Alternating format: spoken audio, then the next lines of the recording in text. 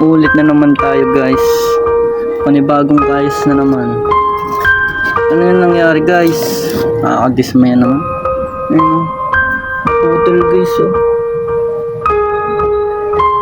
Naputol. Kayasan na lang natin ng mabilisan. Nakakasakit sa puso guys. Sakit sa ulo. Kaya nangyari oh. Back to zero tayo guys. Naputol kasi.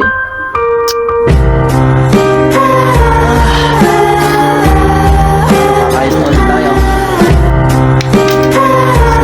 So yan guys, magandang umaga po sa inyong lahat. So yan, gagawin ko na nga po yan ng kanyang papuwet. So naisipan ko na lang na gawin na lang di palayok. So ayan, yung kakayas na po tayo ng ating dipuwet. So ayan, kinuha ko na yung ating natirang kawayan. Tapos yan, kakayasan ko na. So ayun, samahan ninyo akong magkayas ulit at sana ay maging maganda ang kinalabasan nitong ating bagong papagaya. So bibili na lang ako bukas ng pabalat niyan at papabalatan na lang natin.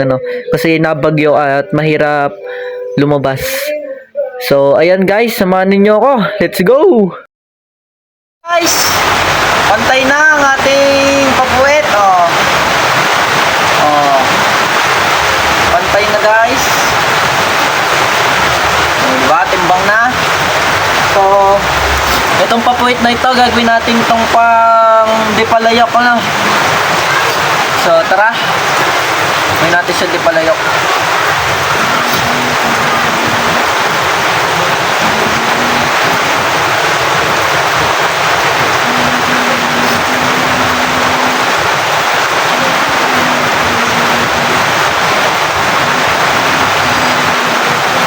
So dito na nga guys, natapos ko na ang ating gagawing pampuwet ng ating papagayo.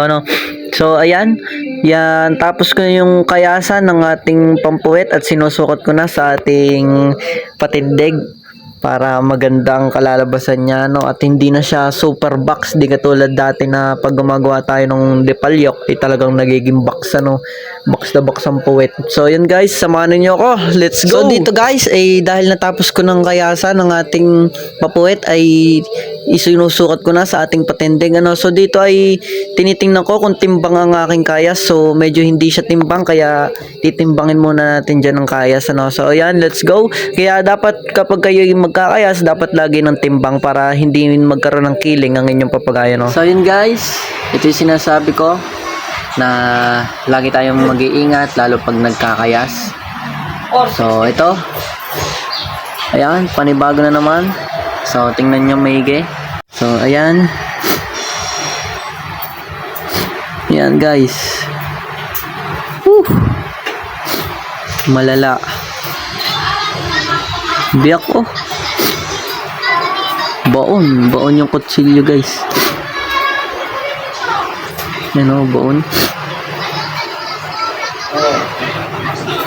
Baon guys, baon. So dito guys, kung makikita ninyo, bumaon nga yung kutsilyo, dahil tumalon sa pagkakakayas natin. So ayan, so, dapat talaga ay mag-iingat kayo palagi. Mga bata, pag kayo nagkakayas ay kayo malaging safety first, para wala kayong mangyaring sugat sa inyong mga dali-daliri.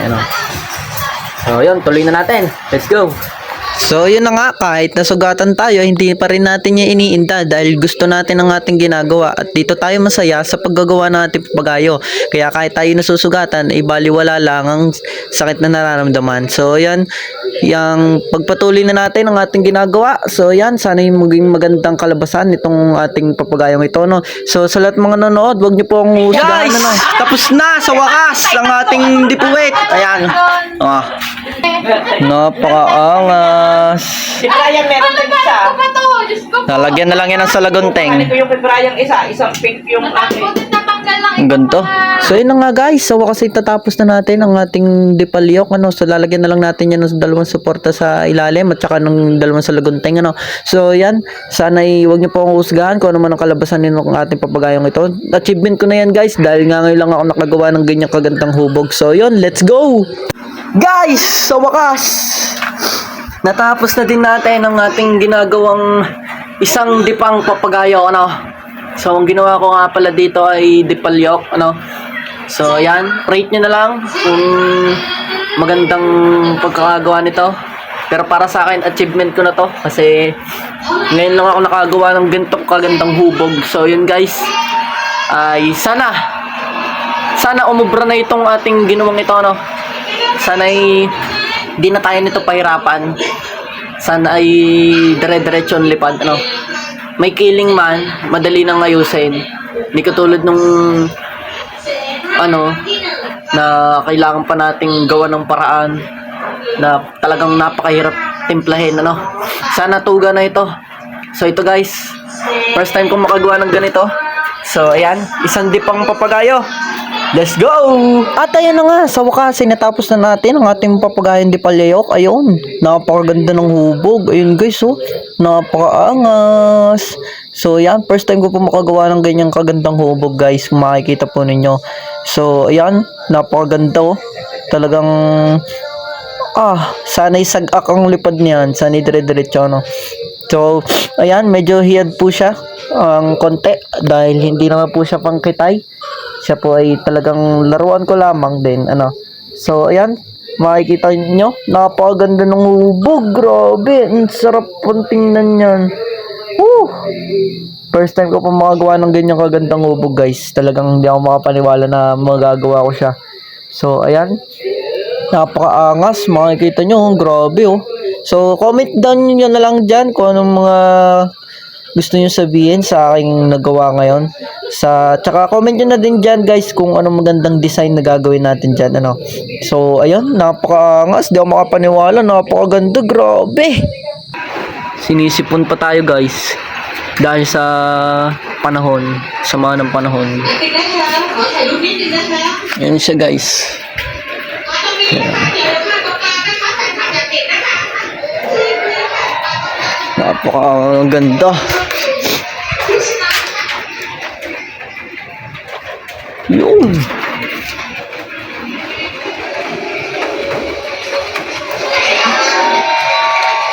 Ang ganda, grabe. So yun guys, anong masasabi nyo ngayon sa aking nagawang ito? Sana yung umubra na, ano. Let's go! Siya guys, oh. Timbang, oh. Yun, oh. Oh. Timbang, oh. Sana tumuga na siya guys. Woo! Let's go!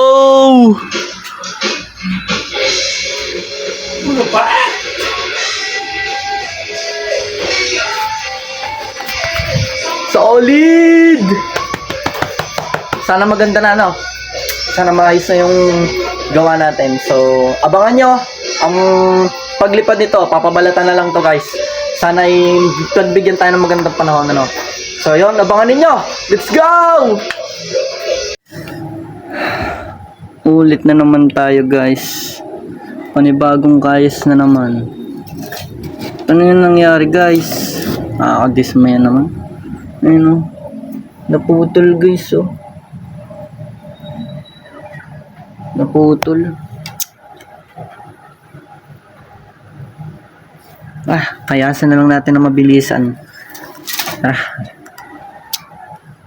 Kasakit sa puso guys. Sakit sa ulo. Kaya nangyari, oh.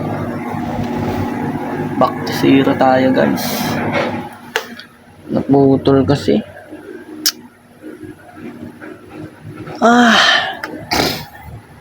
Paano? Kakayos na ulit tayo. Let's go. Sabi nga nila guys, pag nagawa mo na, magagawa mo ulit yan. Kaya ito, nagawa na ulit natin guys. So bumalik na ulit ang aking saya. So yun, sensya na kayo sa inisipon ako. So, ito guys, tingnan nyo yung hubog nyo. Oh, diba? O, di ba? Sabi nga nila, pag nagawa mo na, magagawa mo ulit. So, yun. Tapusin na natin tong kabila. Let's G! Wakas, guys. Tapos na. Oh.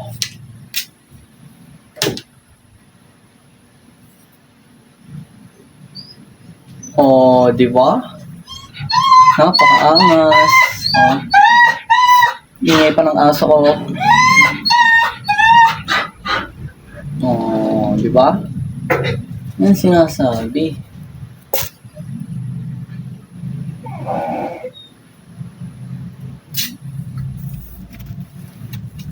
So, kambit na uli natin. Ito na guys, sa wakas. Whew! Na-achieve na ulit natin. I'm so proud of myself. Thank you mga kaidolan sa mga tutorials nyo. At sa wakas ngayon ay natutunan ko na. At paulit-ulit ko na siyang nagagawa. So yan, yung nasira nating baskagan kanina, napalitan na ulit natin. So ito na yung kinalabasan niya guys. Babagtingan na lang ulit. Let's go!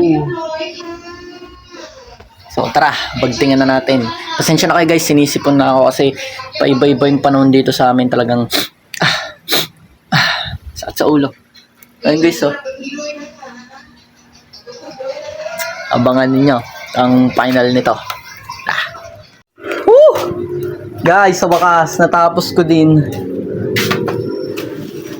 Pero parang napaganda ngayon ng hubog ngayon. Mas gumanda. Ano, check nyo. Oh. Anong masasabi nyo ngayon? Oh. Mas magandang hubog ngayon, ano? Oh. Diba? Ayos, mamen. Napagandang kayos ko ngayon. So, yun. Ayos. Thank the Lord, ayos. So, abangan nyo lang, papabalitan na natin to. Tapos pagka nagkaroon ng magandang panahon, iti-test play natin. Ano? Let's go!